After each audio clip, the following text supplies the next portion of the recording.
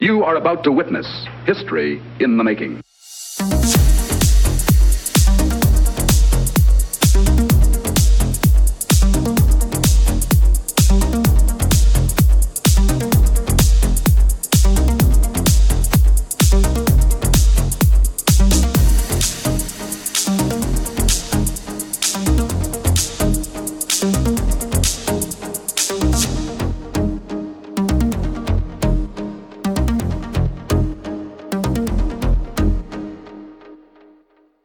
Hi there everyone, it's Haydn here and it's a Pop Culture Gamers special.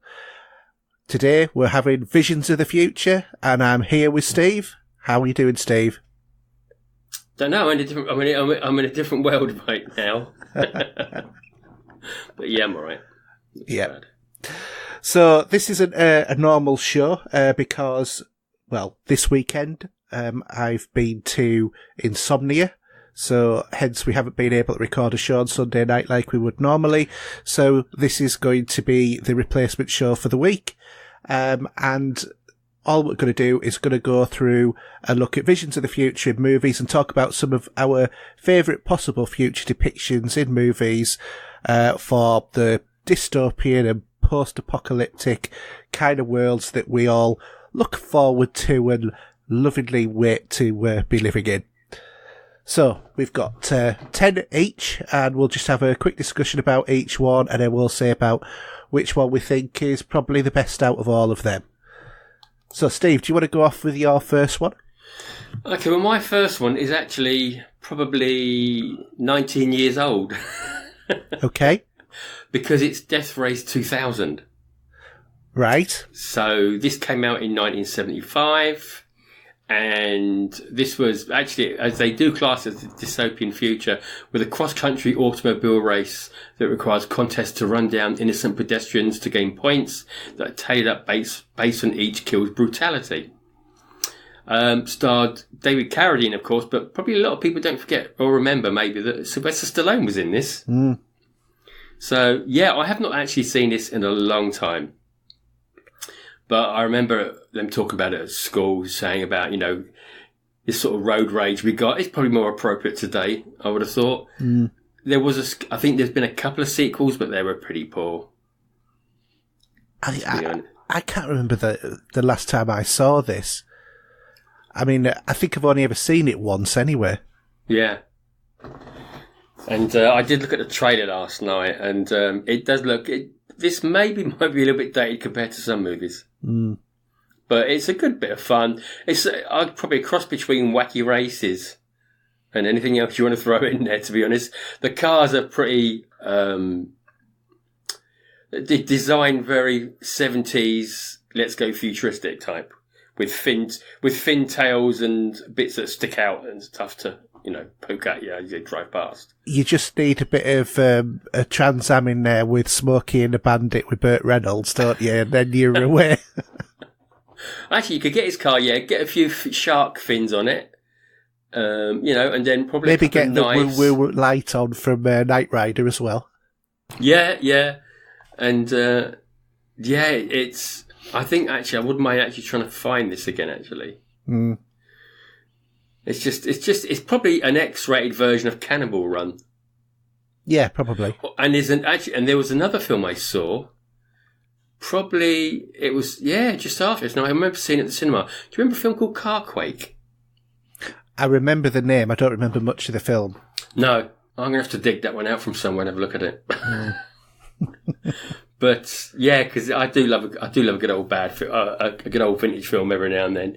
Even Sylvester Stallone, he wears a pink shirt and a tie in it. Now there's a statement. It is, isn't it? So yeah, great fun. Yeah, I think I need to. It'd be nice if we had the time actually before now to actually revisit some of these movies. It would. But this was a throw it together, let's get on with it show, this one, wasn't it? It was, rather. It was. Okay. So what have you got in line first then? Well, in line, the first one is In Time. So this is like a kind of capitalistic vision of the future, but with a twist. It stars Justin Timberlake and the girl off Mamma Mia as well. You know, the daughter.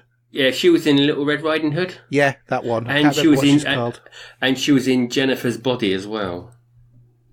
I couldn't say. Haven't you got your Net Movie Database opened up? No, I haven't. Oh, okay. But basically, the premise of this futuristic world is it's very much like our own, apart from the fact that Ohio is split into different time zones that are more exclusive than others. So when you look at New Greenwich, then that's the really affluent area of Ohio, and then you get to Daytona, which is like the scum sort of area, and basically everybody ages up until 25, and then their body clock or their aging process stops. But what happens is that they then have a countdown in time of how long they've got left to live. And this continuously obviously counts down, but also the currency that they use in this world is time. So if you want to buy a coffee, it might be 30 minutes or an hour or something like that. I'll be dead in a week. And anyway, the people who live in Daytona, they normally have no more than about 24 hours on their body clock and then they'll die. And, you know, they have to keep going to work or whatever. Then you go to Greenwich, where people have like 100,000 years on the body clock. Yeah. So they're not going to die for a very, very long time, barring obviously accidents and stuff like that. But it's a bit weird, isn't it? Because you think their body clock, alright, even though their body clock's now running by this, you could probably still get a disease and die, you would have thought. Yeah, you would have thought so, but they never flushed that part out on the movie. No. Or did they actually flush out how that process kicks in? They didn't really say, did they? I can't remember. No, they just said once your body reaches a certain point, your clock starts ticking. And I just, as a premise for a movie, I think it's a really interesting idea. And, you know, people just hold hands and then exchange time. Instead of fluids. Well, instead of money, really. But yeah, it's for me, I just thought it was like a fantastic idea, and really is something that I've not really seen in a movie before or since. Is this concept of trading your lifetime? Because of course we do that all the time. You know, you think about it. You have a cup of coffee. That's 3 or 4 minutes out of your life that you drink that coffee. In reality, but this is actually costing you your time and costing you extra time off your life as well, instead of earning money. Yeah, and I remember rightly, Justin Timberlake was a bit of a bad boy in this, wasn't he? To a certain degree. Well, most people thought, didn't they? Yeah, I mean, basically he lived in Daytona and he... series of events happened that ended up with him having like 15,000 years or something on his body clock. And so he goes to the affluent area after his mother dies, because time ran out on her and he just missed her by like a couple of seconds to actually give her more time. Yeah. Because, they constantly kept sharing time between them. So when one of them earned, they would share time, and it's just about really bringing down that sort of society. So I just thought it was a clever notion for a futuristic film, because it's something I've not really seen done before. No, I think it's quite a bit of a one-off. Never did a sequel. No. So it was Amanda Seyfried. Yeah. And yeah, I know. I wouldn't even say that I know her from Mamma Mia because I've never seen it. But she has done quite a few good films back in the day. Hang on, Mr. Movie Soundtrack has never seen Mamma Mia. No, I would never want to see Mamma Mia. He would never admit to seeing Mamma Mia. And I tell you what, you'd have to strap me down and gouge my owls out to do it, because I wouldn't watch it. And I'm still determined never to hear James Bond sing. No, because he doesn't sing in tune. No, he doesn't. He sounds like a goose letting wind, letting go of wind in the fog. Yeah, yeah.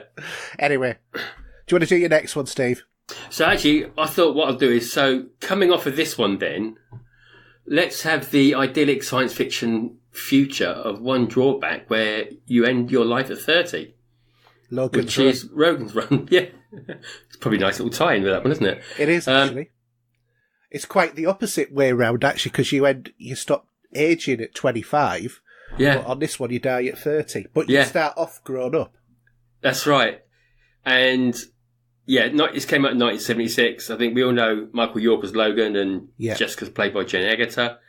And obviously, at the very end of the movie, they get to bump into an old geezer, which was Peter Ustinov.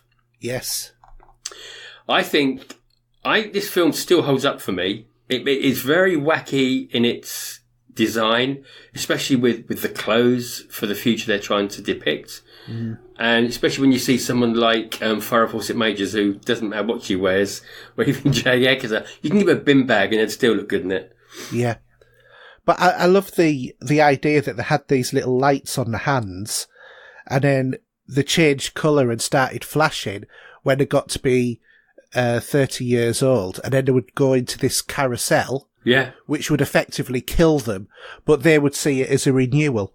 Because they're sort of blind, they're sort of, I suppose the word, they're blinkered and blinded into saying that they will be reborn, like even if it was some sort of Christian faith of some kind. Well, not necessarily Christian, but a religious faith. Yeah, exactly. And obviously Michael York's character he's a Sandman, as they call him, which is effectively a police officer, who tracks down people who are runners. Yeah. Hence the Logan's Run, because runners run away from the carousel and try and escape this cocoon society, which has been designed in a way that, you know, they live in a sealed city under a massive dome. That's right, yeah, because they've been told in the faith, I suppose, that outside is bad. There's nothing out there. You won't survive. Yeah, it's radioactive. People will die. Blah blah blah.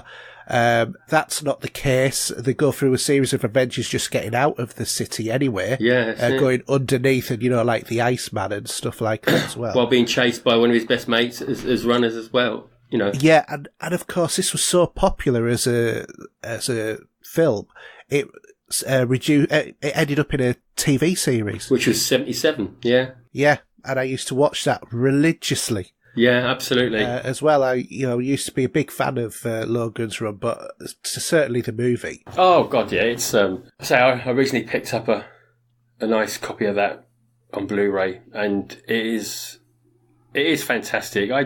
It's one of a kind again. There's been rumours of a remake over the years. I don't think that they need to. I mean, I know the Blu-ray that you're on about because I've had it for quite some time, and it's such a good. Yeah, I love putting it on every now and again just to go back into that universe because it is so realised, and it's like, you know, a lot of the concepts that they have in there, like for example, you know, where they can just sort of like they have this hedonistic lifestyle. And they can go for a new face, can't they, with this plastic surgery idea, which, to be honest, looks a bit dodgy for me with those knives all. Also, you're lonely. You know, it's just like, oh, we'll just phone up for somebody to have sex with, and then they just appear. Well, they got that teleport where I'll call it a teleport probably, that people can step into, and then you can just tune it in, and if someone's there, if you fancy them, or just say nah and find someone else. Yeah. But yeah, it's some of that. It feels very much of today, I think, as well. Mm. Especially with dating, you know, you got these apps, haven't you, where you can look at people's faces on them.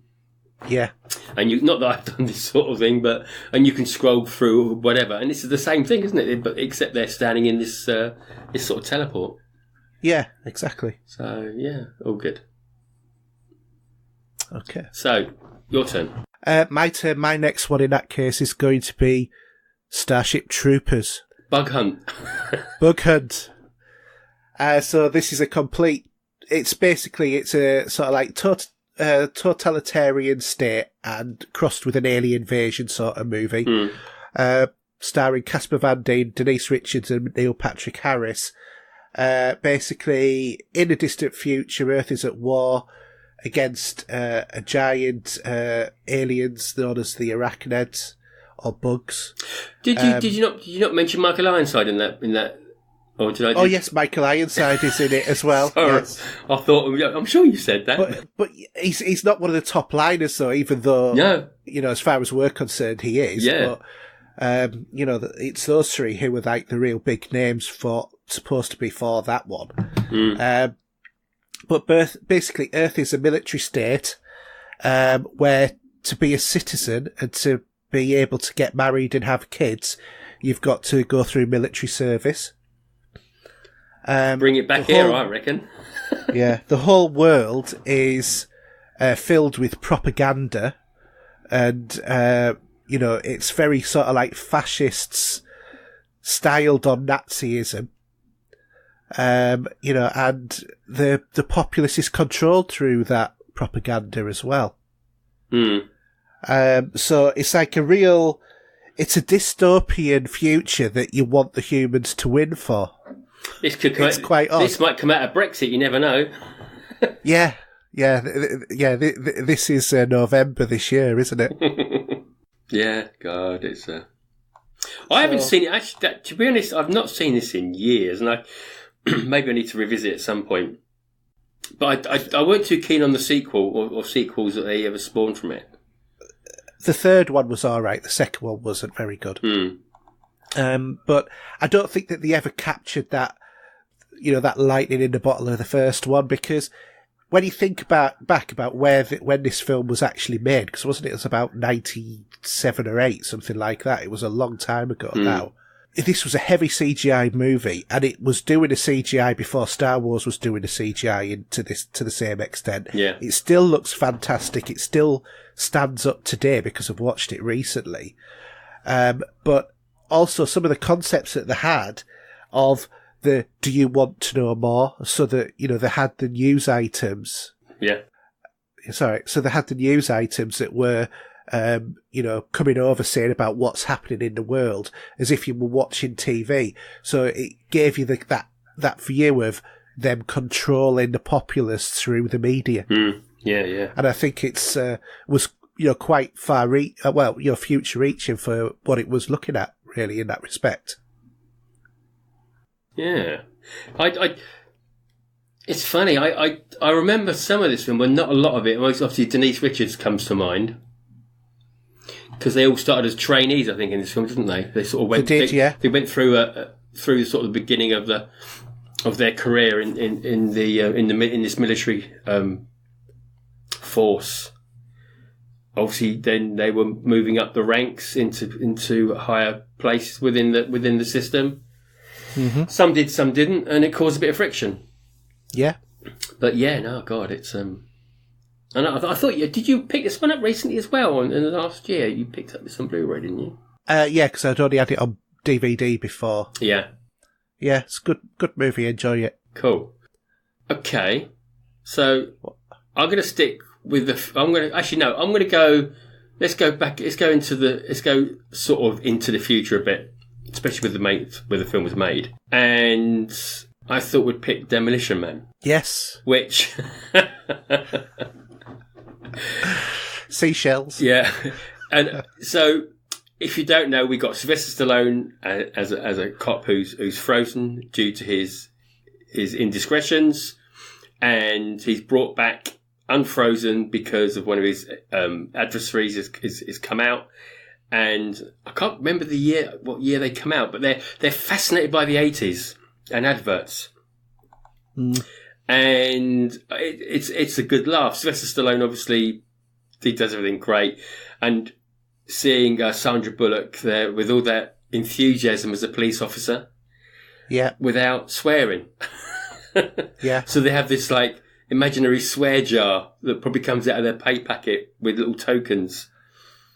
And yeah, every time they do curse, then it's you are fined 4 credits. And this little thing, it's like a little voucher pops out.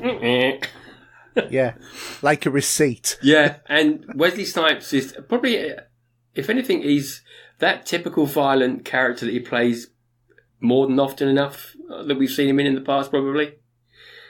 Yeah. And obviously, in this future, they don't have violence. They've not had a crime that we would call to make for years.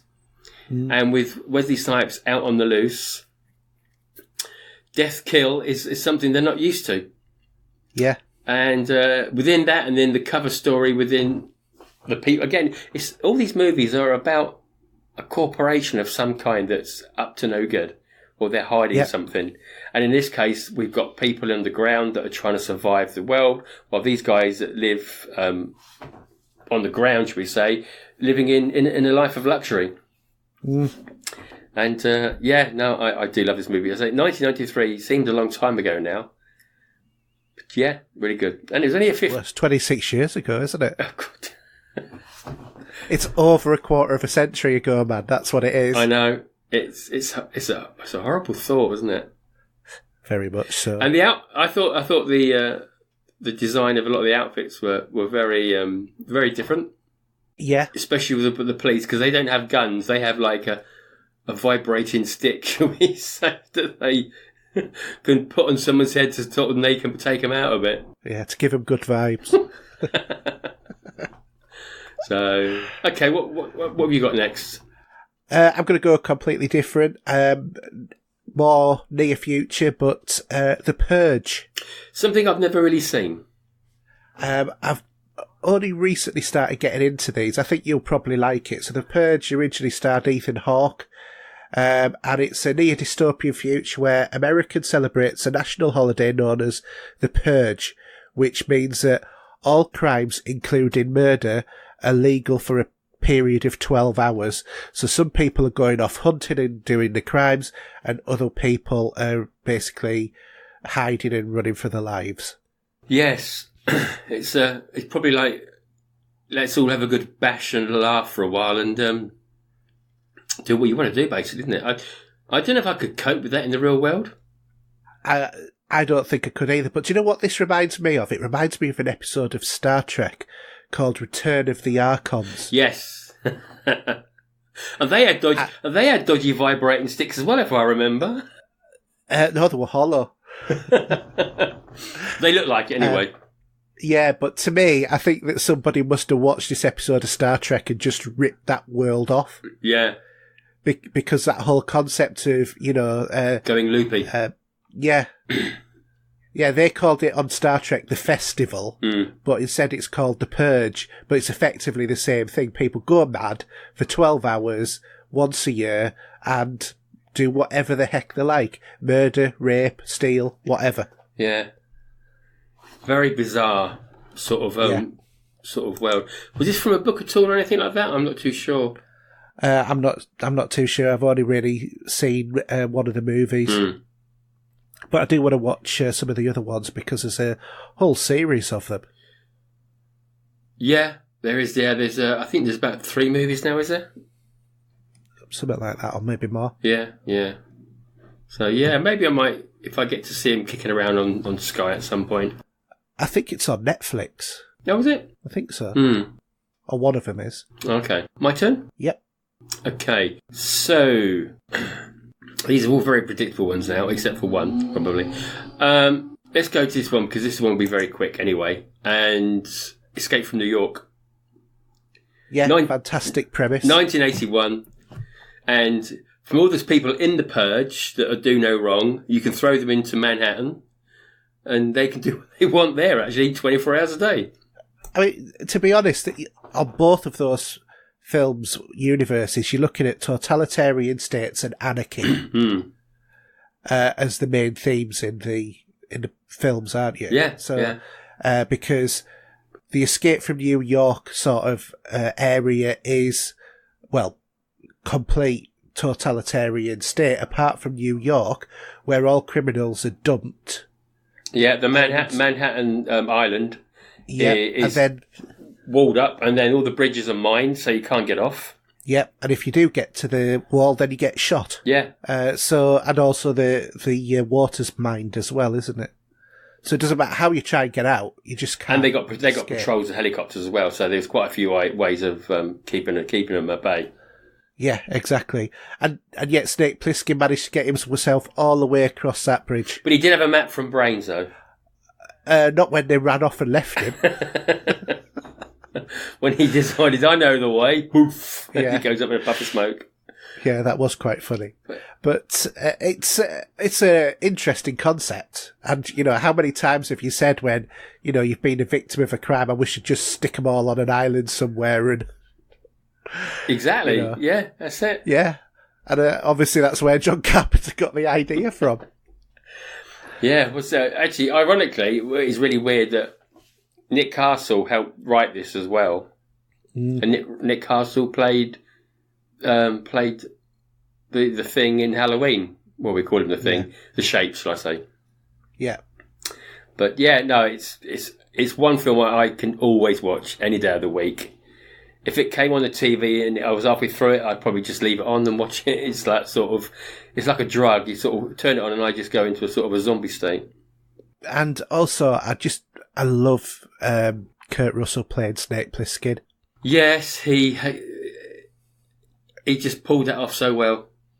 Well, if you remember, ages ago we did the action hero thing, and for me, the best action hero is Snake Plissken. Yeah. Which I said, at the time, but it's just because of the embodiment of what he does. And I know that the second one was an absolute load of rubbish, but the Bangkok Rules bit in Escape from LA was actually hilarious. And Peter Fonda was in that, wasn't he? Believe it or not. Was he? What role was he in? Do you remember when he was doing the surfing? Yes, of course, he was a surf dude. Yeah. So, but yeah, no, it's one of my. I don't think I could ever try and put a top 10 movies of all time. It's very difficult. But if it was to be a top 10, this would be in there for sure. Yeah. And definitely my favourite John Carpenter track is the main theme for Escape from New York. That's debatable, but yeah, it's still a favourite of mine. Yeah. Okay, your turn. What have you written? Yeah, my turn. So my next one is going to be, in that case, Solid Green. So capitalism and a breakdown of, well, everything, I think. And some lovely lunch. Yes, so starring Charlton Heston, and in the year 2022, 40 million people live in New York and there's a shortage of water and housing. Only the elite can afford clean water and natural food, and even then it's at a highly sought after price. Soylent Industries controls the food and supplies half of the world and sells artificially produced wafers, those being sodium red and yellow, and their latest production, green, reportedly made from plankton, is in short supply. Apart from, it's not made from plankton, it's made from people. Yes. just a great mixer, I think. And Charlton Heston has done so many good movies over the years. Yeah. And this sci-fi title is I don't think it's been remade, actually. No, it hasn't, but I mean, he plays such a bent cop in it as well, doesn't he? He does. Nicking things from crime scenes and stuff like that because they're rich, so they can do without it. Well, I think I'm not saying that's what the police are like today, but I think it's depicted like that quite a lot in a lot of movies, that they're sort of corrupt like that, as the society is. So, yeah, well, certainly in that society, yeah. Within the corrupt business, there's always the corrupt police that are trying to hold the law their way as much as the corruption of the government at the same time. So they're all bent. We've got bent coppers and you've got bent mayors. So well, everybody's bent. Yeah. Aren't they? Yeah.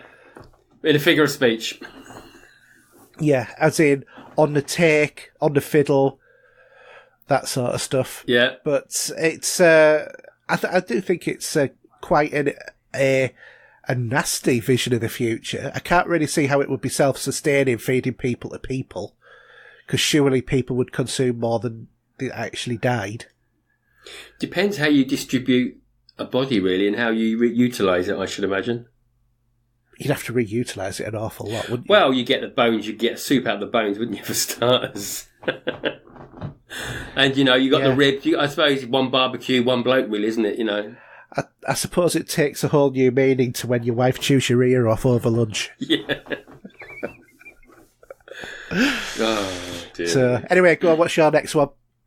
Okay, so this depicted future, you have a game show where you have these people that are convicted, thrown into a game show for the entertainment of today's society.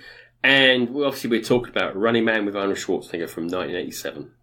Could only be Running Man with Arnold Schwarzenegger. Yeah, it can be. And I suppose we don't know too much about this sort of future because we're only still we're still knowing about the station and how they operate within there. But when you look outside of the real world there and you see all the betting going on, it does look like society is probably on its knees.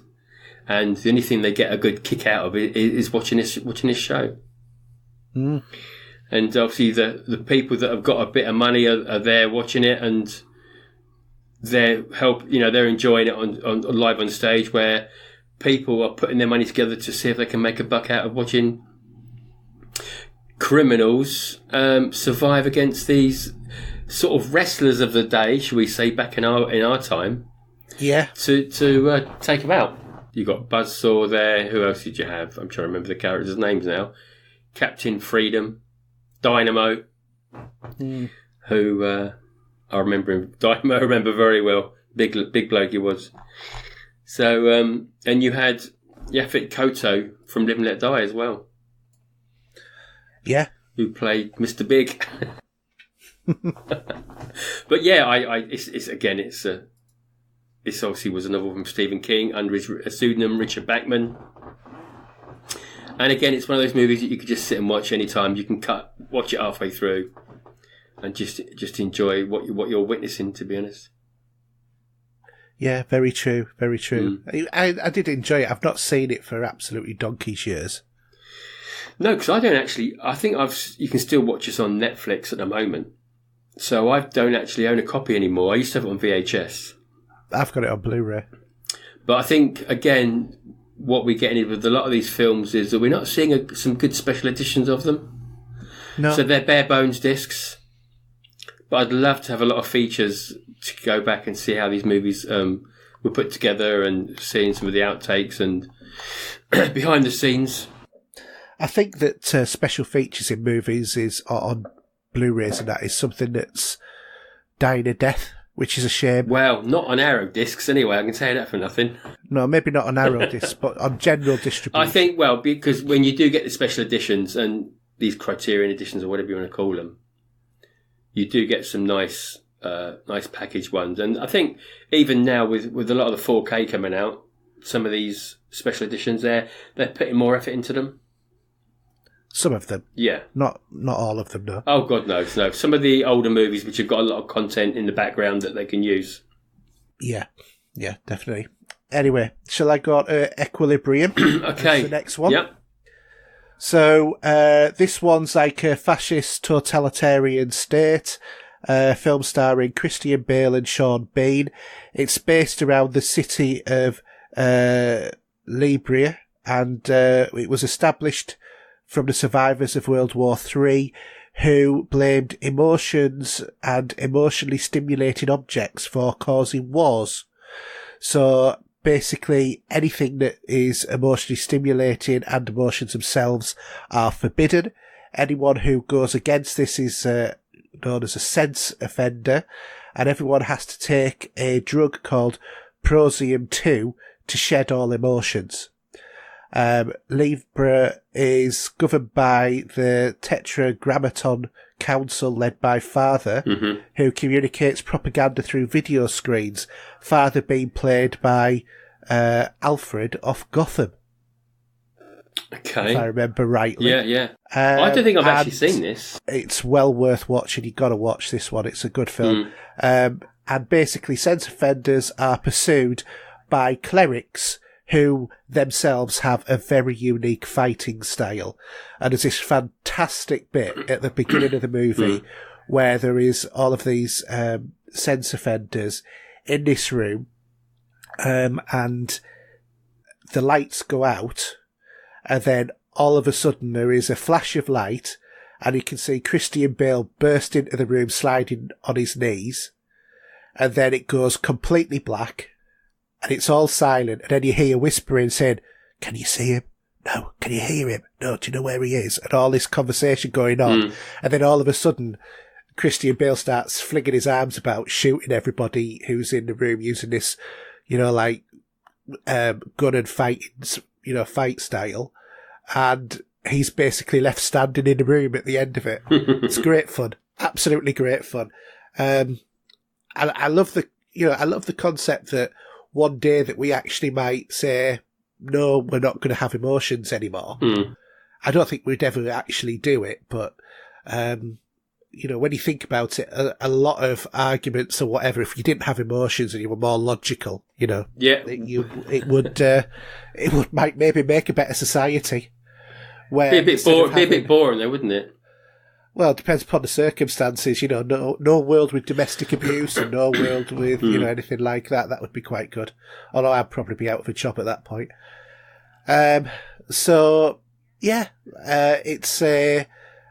It's a great movie, well worth watching, and I quite like the concept of the world. I mean, he goes undercover after he finds out that his partner is actually, who's a cleric himself, is actually a sex offender, and he basically arrests his own partner. In the when I say partner, I mean Sean Bean. I don't mean partner as in wife. Yeah. But he's also got 2 kids and whatever, and it's quite interesting watching him trying to keep control of things.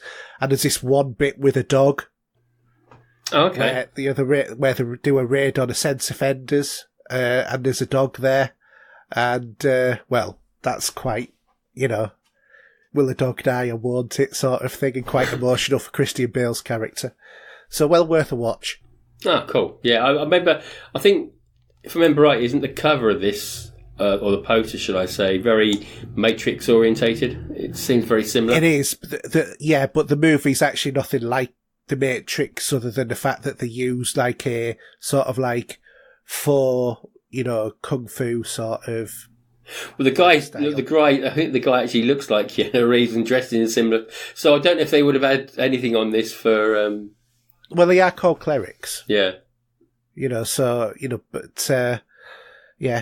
interesting because they even make like their symbol for the cross look a bit swashstickery. It's quite amusing. It's definitely worth a watch. Ah, cool. Anyway, what's your next one? So we're going to go back to 1975, and we have a corporate-controlled future. And within this future, they have an ultra-violent sport known as rollerball. And this came out September 75, starring James Caan and Maud Adams, believe it or not. And I've seen this many times. I can't even think where she is in the movie. And I think I need to watch it again now. Yeah. The game, from a computer game's point of view, do you remember Speedball? Oh, yes, by the Bitmap brothers. So, the same, they probably got the idea from it. So, you basically got these guys on roller skates, and they have motorbikes with spikes on them, and they've got sort of spikes in their gloves, and there's a steel ball, probably the size of a melon, or maybe not as big. It gets fired out, and you've got to put that into your goal and fire it into the hole. And the way that society goes with the character that James Caan's playing, he's starting to become bigger than the sport, and they don't like it. Yeah. So they want to push him out. So by the end of the movie, the rules seem to have gone pear-shaped, as if it doesn't matter, and it's turned into a bit of a fight trying to take him out altogether in the game. But we know who becomes victorious out of this one. It's really classy. The sets are really 70s, mind you, but when you see them on the rink in those sort of futuristic outfits that they wear, when they got the idea of the lettering and numbers, that if you look at those, you always think they're very Space 1999 sort of look in the way they're written. Do you know what I mean? Yeah. But it's a great film. Love it. And there was a remake that I wouldn't even go to. It was made in 2002, and I wouldn't. It looks so pants. It hasn't got that grittiness that this film has. But yeah, and that well worth checking this one out, or at least check out the original and see what you think. I think I've only ever watched it once. Long time ago, yeah. In a galaxy far, far away. Yeah. Okay, your turn. Okay, so my next one is basically, it's a 1997 movie, and the film's titles are based on the 4 nucleotides of DNA. Okay. And that is Gattaca. Oh yes, something I don't remember too well, but you actually purchased it only just the other week, funnily enough. Yeah, because it's been ages since I've seen it, but it's a biopunk and eugenics movie starring Ethan Hawke, Jude Law and Uma Thurman. And children are conceived basically through genetic selection to ensure that they possess the best hereditary traits of their parents, rather than being naturally born humans who are born, well, the way God intended, shall we say. Mm-hmm. So the film embodies, all the concerns over human reproduction and eugenics, giving, this biopunky sort of view. But effectively what happens is you get this separation in society where, people who want to apply for more illustrious jobs, if they don't have the right genetics, don't get them. So you end up with people who are naturally born, who, would be, doing jobs like your toilet cleaners and stuff like that, which is where Ethan Hawke's character certainly is. And then you have your, more, physically prized people who were people like Jude Law, where, he's like a famous athlete or whatever, but he has an accident. Right. So, but you don't see that, that's off screen, but you follow, Ethan Hawke's sort of character, and it's his dream to, go to Gattaca, which is, like the space program to, go to other planets. Right. And, he fails the interview because he's, he was a naturally born person. He's got violent tendencies, inbuilt into his DNA. He's got a not very good heart, a physical heart and danger of, emotional violence and stuff like that. All this is read in his DNA. Yeah. Okay. And also he's too short. So he gets leg extensions by breaking his bone, moving it apart, and then letting it heal, break, and all of that, which can actually do. And then he borrows Jude Law's DNA because Jude Law's fallen on hard times. He can't obviously get a job. So what they do is that, they have these, I can't remember what they were called, but, something ladders or whatever it was. So effectively speaking, Jude Law gets looked after by Ethan Hawke in return for extracting, skin samples, hair samples, and any other where we can get DNA, including urine. Yeah. Because they do frequent urine tests. They do, entry into Gattaca is by testing the blood of the individual. You put your finger on it, does a little prick in your finger, lets you through, etc. And everything's going really well. Ethan Hawke is disguising his true identity very well, and then there is a murder at Gattaca. And Ethan Hawke, although hasn't done it, then starts panicking, especially when the lead investigating officer is his brother. Right. So it's really interesting sort of story about, where we could go if we went down this sort of route, because let's face it, it's probably where people would go, isn't it? Yeah, Organisations looking at wanting to have the most physical physically best person to do the job with all of the right, temperament or whatever, and not taking into account various other factors. But it's an interesting vision of the future, certainly. Okay, right. What's your one? So let's go back to 1979, and I've chosen Mad Max.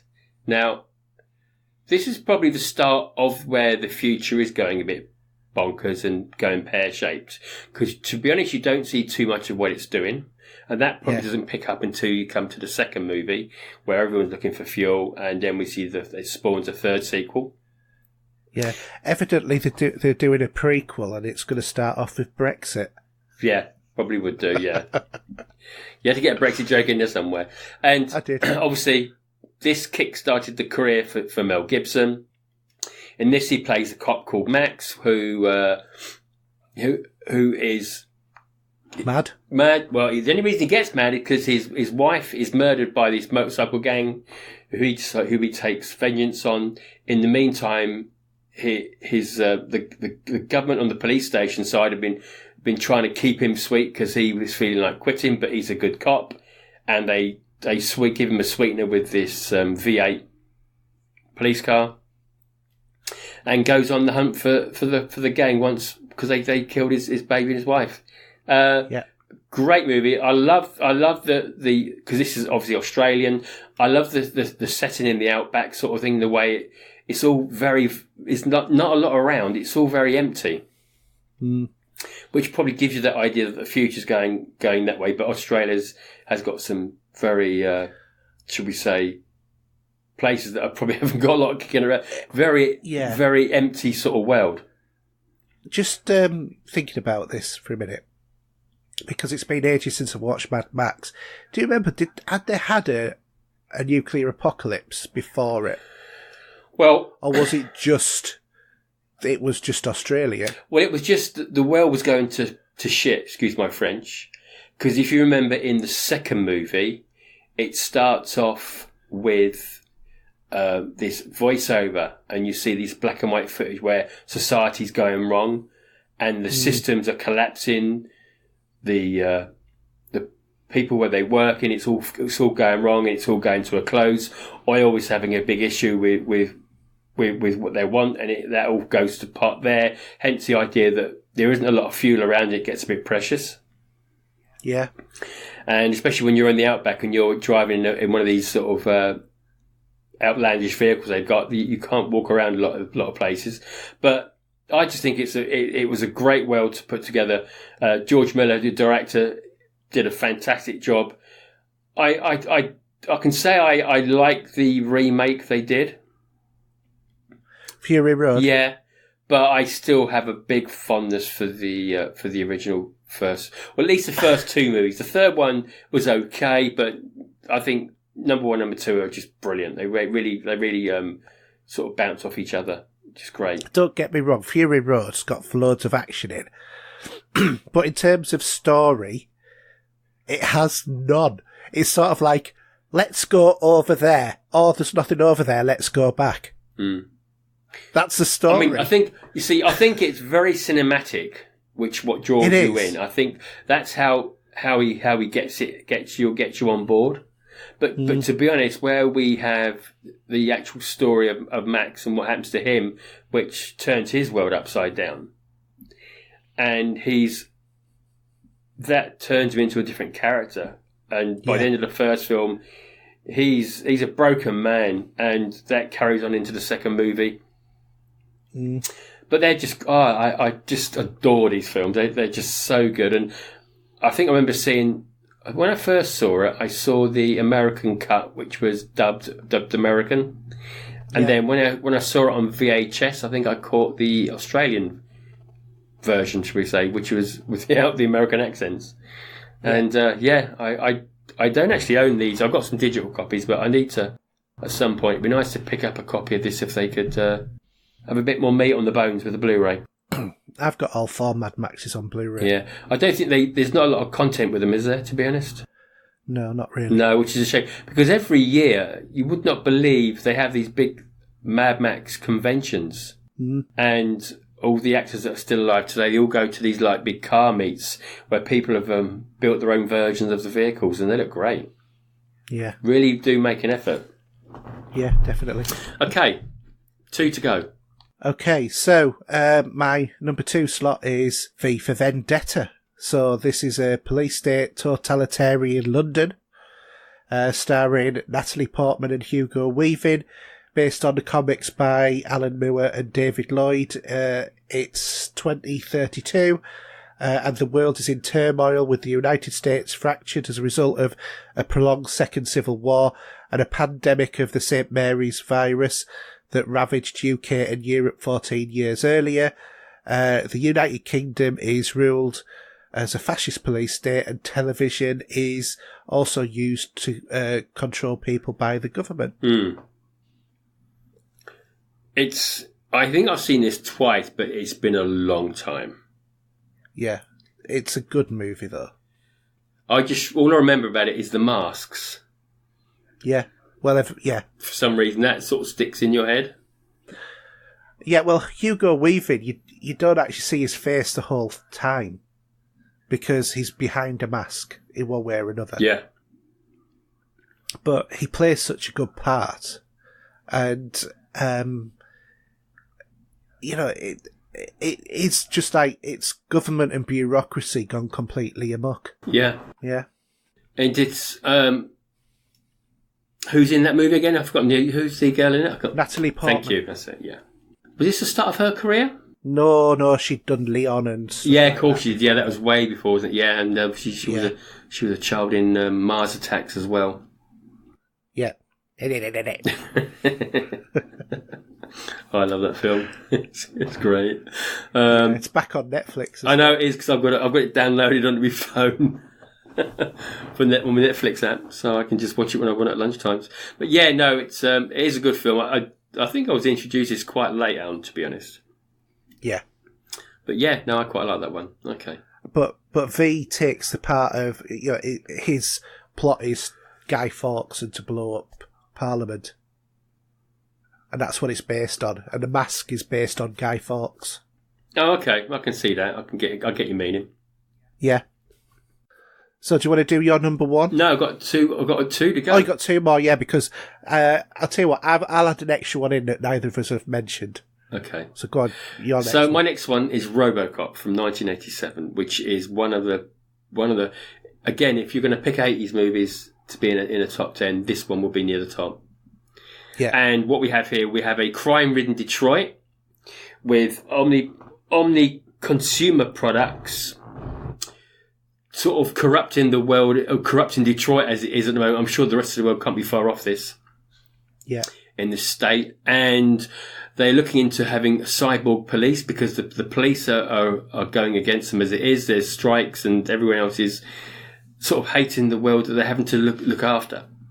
And obviously we get one cop played by Peter Weller who unfortunately loses quite a bit of his body and is put into this shell to become from Murphy to RoboCop. Fantastic movie. Everything about this is there's nothing wrong with this movie in any shape or form. It's a perfect movie for me. Yeah. It's the score's really good. I love the way they got the sounds for the cyborg part of it as well. We got some great stop motion animation for Ed 209, if you remember him at the beginning. Oh yes. Oh, he was class, and we got a couple of good villains in this as well. Yeah. So we had Ronnie Cox playing Jones, and also then we had what was his name now? I cannot remember. Who was a baddie in this? It was Clarence Barticus, wasn't it? By Kurtwood Smith, and yeah, fantastic movie. Much better than the remake. Well, the second one I think I can live with slightly, but after that it went a bit wrong. Yeah, the third one was terrible, and the remake was dreadful. I wouldn't say dreadful. It wasn't anywhere near a patch on the original. No, because it's the way it's filmed, everything about it. It's just superb. And I adore the scene near the end where the guy gets covered in the acid. And the car runs him over and he sort of disintegrates into just a load of gunge. Yeah. So, yeah, and obviously, we can't forget, we've got to mention Nancy Allen, who's in this as well, who plays his psychic. Yeah. She's great as well. Mm. So, okay. So we've got one each left, yeah? No, I've got one. Okay. How many of you? Yeah. Then, yeah. So, my second from last one is Children of Men. You'll have to remind me about this one because I don't remember it. Right. This is a vision of the future with anarchy and basically a totalitarian police state. It stars Clive Owen, Michael Caine and Julianne Moore. Okay. It's in 2027.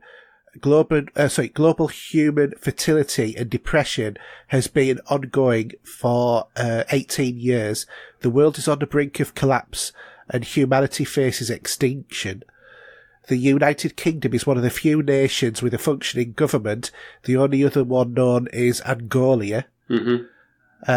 And the country is deluged by asylum seekers fleeing radiation and plague, and the UK has become a police state as the British Army rounds up and executes immigrants. That's a mouthful, isn't it? It is, definitely. But I think what they've done on this, it's a great concept that nobody has kids. And, like the last child born is like the biggest star going. And then they get killed, which then puts the world into even more depression and, upset and all of that. Mm. And Clive Owen, he plays a fantastic part in the movie as well. Yeah. He's sort of like, an unwilling kind of hero in it who ends up having to escort this woman who was the first woman to become pregnant for 18 years to, a sanctuary. And it has a great action scene in it where he's running through a building and this thing goes on for ages, this scene. Going, running along through this building, and it's all one cut. Mm. And I think it's something like, this action scene's about 5 minutes or something. Without, it's just all done in one take. Yeah, yeah. There is no cuts, you can tell. And, that's quite an achievement in itself because there's explosions and all sorts going on. England looks wrecked, as does the people as well. And it's again such a clever idea because, there are reports that humanity's, the people's infertility is much higher these days than it used to be. How on earth they've measured that, I don't know. Well, I do know, but I can't, whether or not it's true or not. But it's an interesting concept, and it's an interesting concept to think about how that would break down society. Okay. Definitely worth a watch. I think you'd really enjoy it. Yeah, yeah. I'd have to say it was always worth looking out on the different things, subscriptions we have to see what movies are available. Yep. Okay. So my last one is... Well, there's only one more. There's only one other movie that I haven't mentioned that needs to be talked about, and that is Blade Runner. It's a pure masterpiece, and anyone tells me otherwise, I will shoot them. And if you don't know what Blade Runner is, I'm sure most of the people that listen to this show probably know. But what we have is we're replicants in the world. There's 4 of them that come off planet to Earth, and we have the police that police them to terminate them, called Blade Runners. And Harrison Ford is coaxed back in to hunt these 4 of them down. Obviously, we got the leader of the 4 replicants. We had Rutger Hauer playing that. Bless him, he passed away not too long ago. last week, wasn't it? No, it was months. Or the week before? It was no, it was a few weeks ago. It was while you were busy when we were off. So it was right, okay, yeah. So obviously he plays a great role in that. Sean Young as well, but I mean, Rockhauer steals his last few scenes in the movie when they're on the rooftop and with the monologue that he spits out, should we say. And evidently some of that was improvised. It was, exactly, yeah, it was. And just this world, which is very gloomy. It's always raining, but the special effects are superb. I just love the way that you got the vehicles that fly. I'm in awe of this movie, and I always have been. And like there's certain movies that we've always bought all the time in different formats, like Star Wars we bought in, Yeah. This comes above all of those. I think this must be one of the ones I bought the most in nearly every format other than Laserdisc. Every other version I've bought, and I will probably still continue to do so. Even though I've got the 4K version now, and when 8K comes out, I'll probably buy it again. Yeah. If I'm still around for that. But it's just every actor in this movie delivers a great role. It's the performances that are put together. It just gels together. It was a hard film to make, believe it or not. It had a lot of trouble. But again, this movie's got a few different versions there for you to watch. The director's, the final cut is probably the one they say you should watch the most. But we have different versions that we probably got with favourites on anyway, so. Well, my favourite version is the original, which has the gumshoe, dialogue going over from Harrison Ford. This sort of Dick Tracy style. Yeah, exactly. I loved that about it. When I took it out, I was most dischuffed. Well, I don't know. Each to their own, really. And obviously the ending has slightly changed over the years. And then obviously we had the big debate whether or not Harrison Ford's character Deckard was a replicant or not. But that was put to bed. But people still argue about it. I think everyone likes a good conspiracy theory. Yeah, exactly. And it also, this movie was an early appearance of Edward James Olmos, who was Commander Adama in Battlestar Galactica, the remake. Yeah, but you don't recognise him in this, to be honest, do you? No, well, he's for a start off, he's so much younger. But, he's got that little beard looking that he has, sort of look, and you just wouldn't recognise him anywhere near, would you? And they also have that language at the talk as well. I forgot what it's called. That different speak. Yeah, that's it. Yeah. But it's just, oh mate, this film is just so wonderful. I know a lot of people think it's very slow paced and they don't like it. Well, it is slow paced. No, but I just enjoy how it is put together. For me, it's perfect. It just works, and it's this sort of, I suppose, noir style in there as well, which the reason it's slow paced as it is anyway. But it's fantastic for me. Yeah. I never want to hear a bad thing about this movie ever. And I know I've got a few people on my side for that. But some people I know, they just can't seem to watch it and they fall asleep. But that's just them. They don't appreciate good movies. So what? I do appreciate this movie. So what's your last pick then? My last pick. Well, I had a choice of two. But I'm going to say Planet of the Apes. Well, we did discuss this earlier and I did have 11, thinking it was 10 and Planet of the Apes was in there. But it is a solid movie. I think the original 5 movies, as they are fantastic. I don't mind the remakes as such, but they don't have a patch on the originals, to be honest. No, they don't.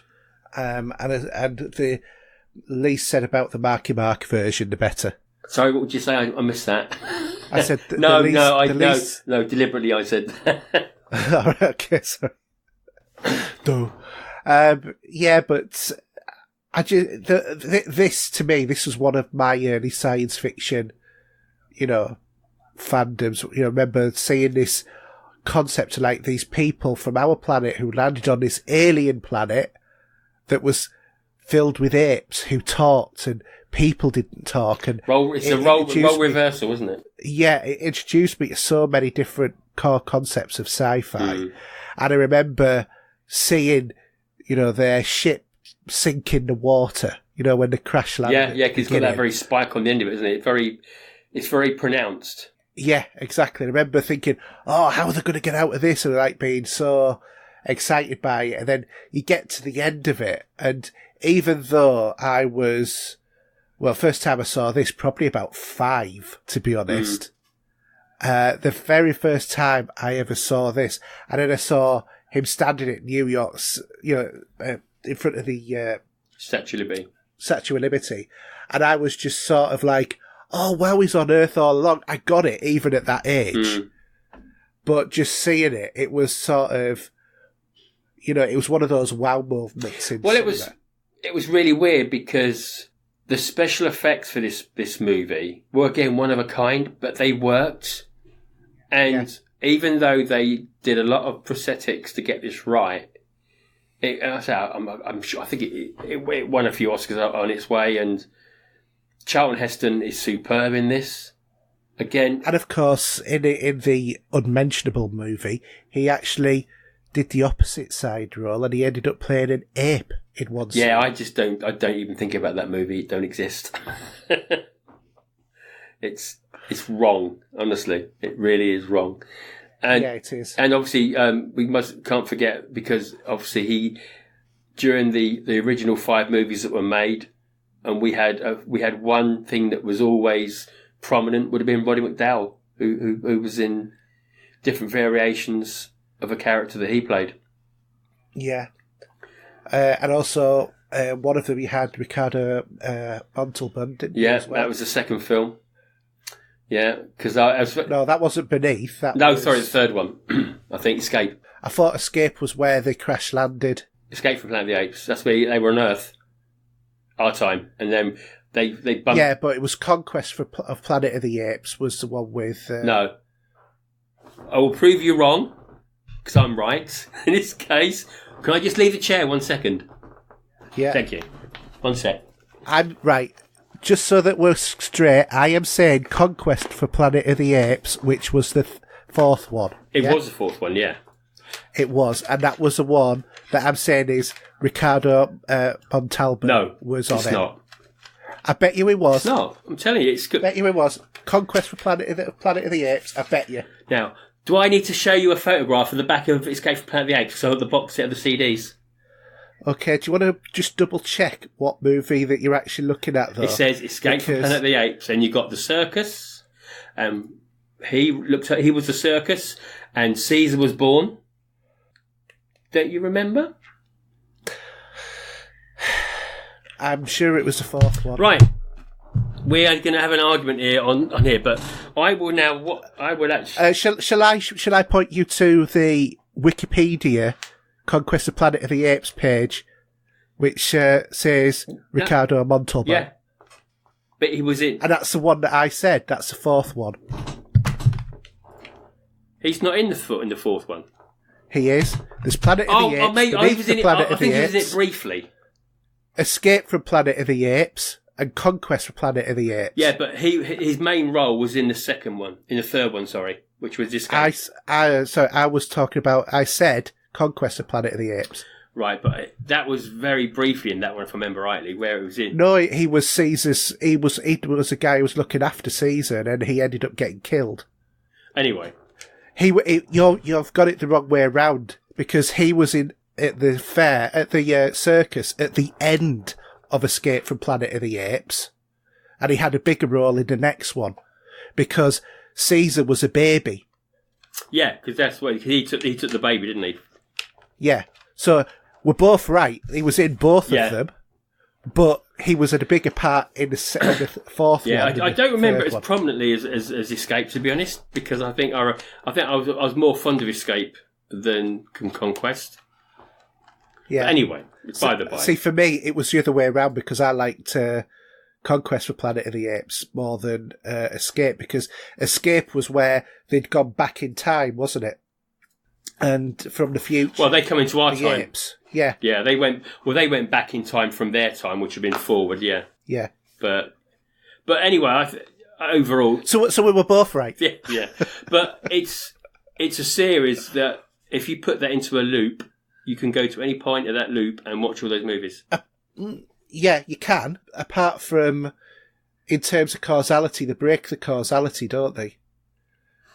In the last movie, because Battle for Planet of the Apes is where the humans and the apes become friends at the end of it. But then I think at the very end, though, don't they have the one of the orangutans saying that it went pear-shaped from there onwards or something? I can't remember now, but it's been a long time since. I don't know. I can't. Remember. I'd have to rewatch them all. It's been years since I've watched these. Anyway, I've got them all on Blu-ray, but I always go back to watching the first three at least. Yeah, but because Charlton Heston obviously only had a brief appearance in Beneath, which was the second one, and that was only for contractual reasons anyway. I think, from what I'm led to believe. Yeah. But it's just a fantastic set of movies. Oh, okay. It is. And it's set up a TV series as well. Yeah, I've got them on DVD. Yeah, me too. So, yeah, all good. Do you want to think? And an animated series as well. Yeah, there was, yeah. That's right. So it's certainly had its meat and bones, that series. Yeah. But anyway, so have you got any honourable mentions off the top of your head? Well, first one that comes to the head is The Matrix. Yeah, okay. Because I did struggle about whether or not I should talk about that, but I thought that it's an obvious one. So I wanted to go for some that were less obvious. Well, I think if you go back as far as Metropolis, which is a really old movie back in the 40s, I think, again, that was depicting a future. And from looking at what they show you there, it's quite frightening, really, to what they were thinking. With all the idea of the android and how they sort of live their lives in this. I think that was probably a police state at the best of times. Yeah.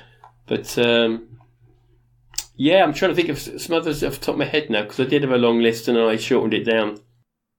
How about THX 1138? Yeah, that was one of Lucas's that we ended up being the sound system at one point.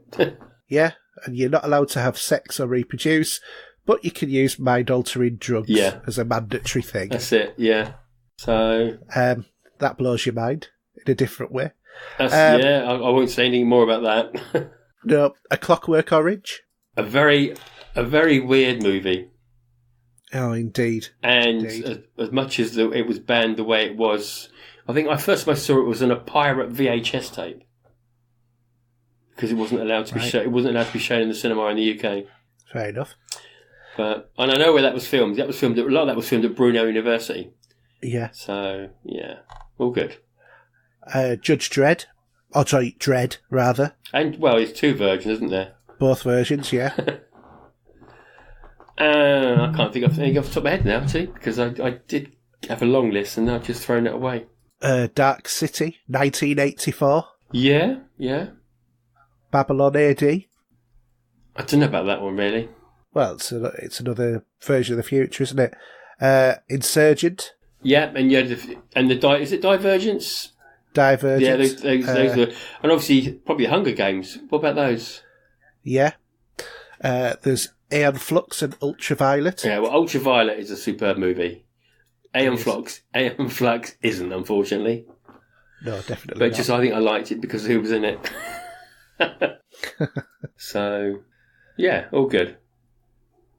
Yeah, there's loads of sci-fi. It's full of all of this, isn't it? But in terms of dystopian, because if it depends upon how you look at it as well. I know we had this little debate on Facebook on the text, but depending upon how you look at it, Back to the Future is 2 is dystopian. Well, maybe from his point. You said from his point of view. From his point of view. Probably the same way that even if you imagine on the TV show Life on Mars and Ashes to Ashes. Yeah. from their point of view, that's dystopian. If you're using the word, you know what I mean? Yeah. But also think about it when they go back to the future from 1955 to Biff's future, that is definitely dystopian. That's well screwed up, isn't it? Yeah, exactly. It's like it was a Donald Trump era before Donald Trump. Yeah. I mean, would we put the time machine in there as well or not? Yeah, I think that you have to really H.G. Wells' classic one where, it goes so far into those Morlocks do not get around. Oh, yeah, exactly. Exactly. So... But there's just so many. What about Looper?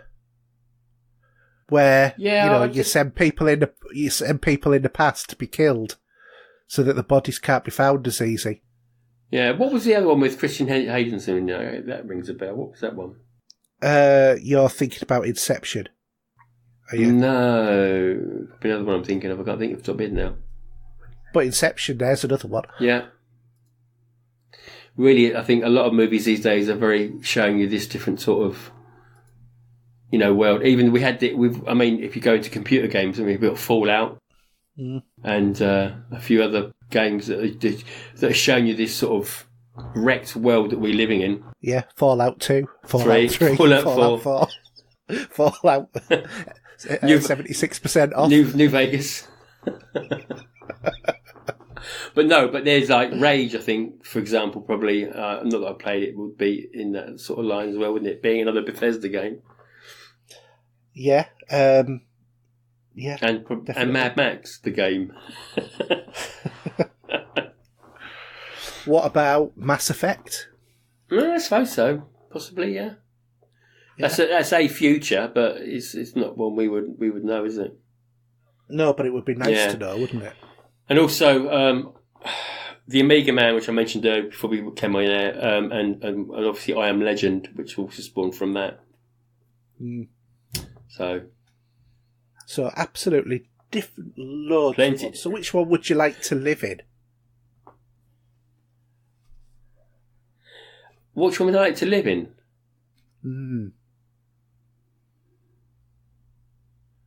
Blade Runner, probably, because I want the flying cars.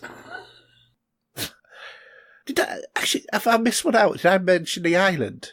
You didn't. That was the one you should have mentioned originally, but you chose. So yeah.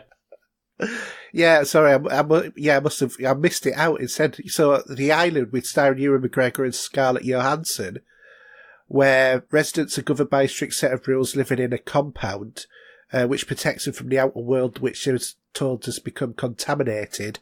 And every week, people win a lottery to leave the compound and go to the island, which is the last clean place on Earth. And then two inhabitants find out that their reality is totally different and that they're clones of people living in the real world, and the lottery is the harvesting of organs for the rich and famous who are dying of their counter selves. Nice little biopunk movie there. Yeah, I do. I remember the image of the poster. Mm. I haven't seen that for donkeys. I don't even remember it that well at all.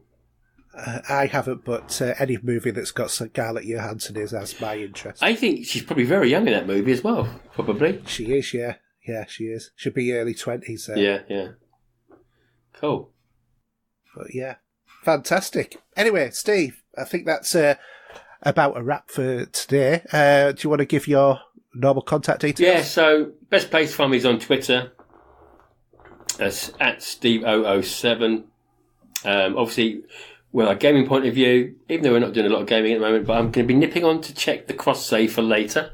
So Xbox is STEV07, PlayStation the real Steve07. That's about it, really. Yourself?